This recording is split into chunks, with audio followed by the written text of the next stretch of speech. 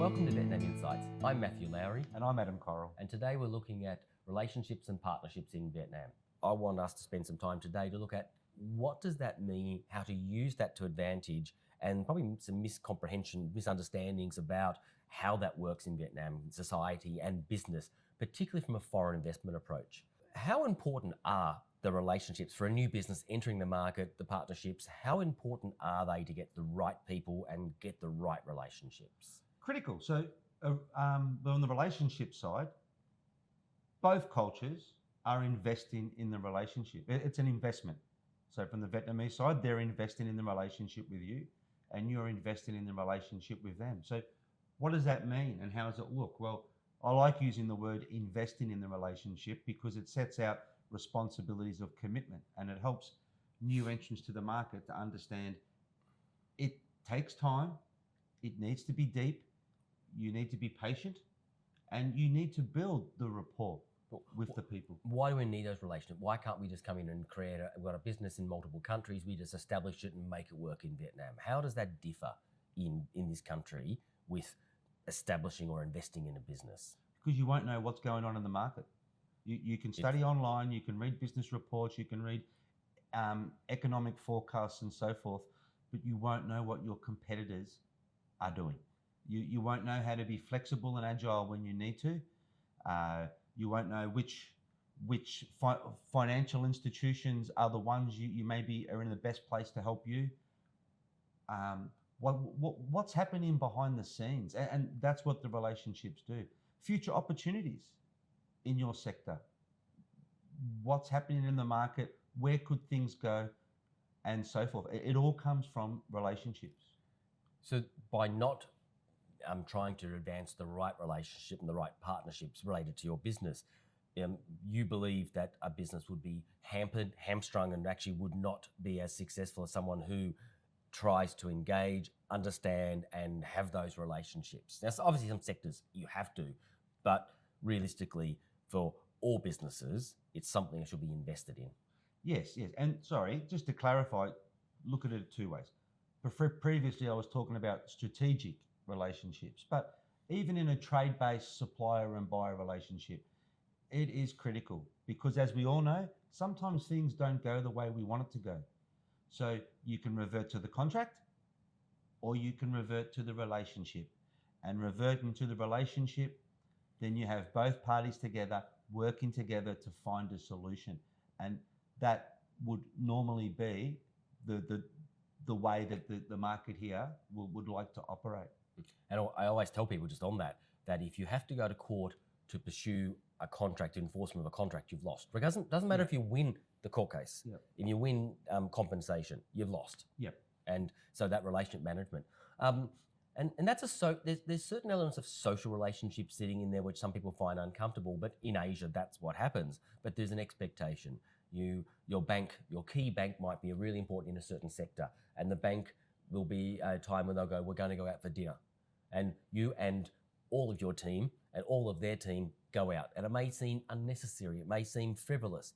It's an important part of maintaining that relationship, and when you need something, to have that connection is really important. It's critical. I'll come back to the term investing in the relationship. It's an investment. So treat it as an investment, and you need to make the time and the effort and provide the support like you would for any relationship that you have. But it may take a while for you to adjust to how relationships are built over this way. When should you not get too deep and too involved? There's obviously commercial risks in putting connections and information within one party, or just one particular distributor or one particular partnership. Where do you draw the line, and how do you make that judgment about where to go, where not to go? Well, for me, as I come back to that term now we're talking about strategic relationships. So knowing that this person or this organization or this company is the right fit. So they work in a way that works for you. You can maintain your standards and you can maintain your expectations on how you do business and what you expect while building the relationship.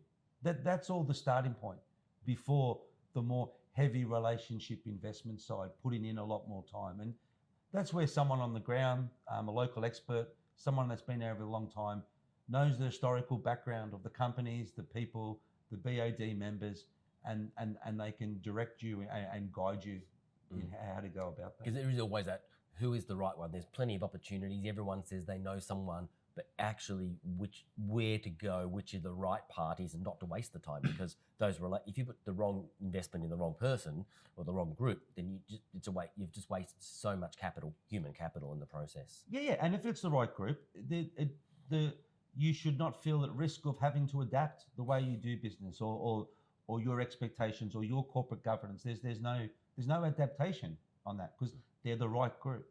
Now, on the converse of this, I tell people not to be locked into a singular relationship, not to have your business dependent upon a relationship or a partnership. That has to be an extension of, but not locked in, so that you are not held to ransom, not deliberately or just inadvertently. You're not held to ransom, that you have control of your business, that you don't have a partnership where the other party goes off in a different direction and you're stuck. Yes. And that's and understanding where to put that risk, understanding where to put your apple, so to speak, is another skill. And we see people caught out quite often where they're in a formal joint venture that just goes and collapses because of divergence and you can't get out of it. Yeah. Well, in your home country, you wouldn't risk your business by making it be totally reliant on one external party or one company. So why would you do that in another country? And see that far too often.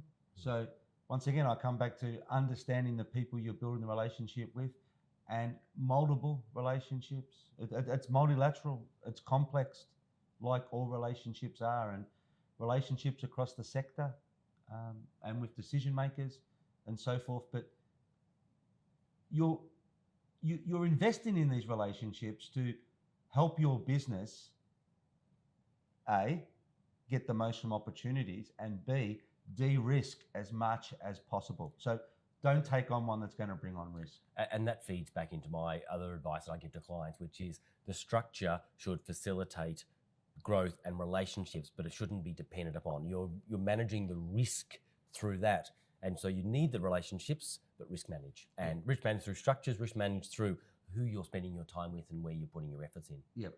And underneath all this, there's a lot of complexity, especially from maybe more developed nations with a task-based relationship culture, with a more transactional relationship culture where things can be done fast, where here and in most relationship-based cultures I've worked in, patience, time, building rapport, knowing when to talk about business, knowing when to put a proposal forward, knowing when not to is critical. And then knowing when not to is something that a lot of people slip up with.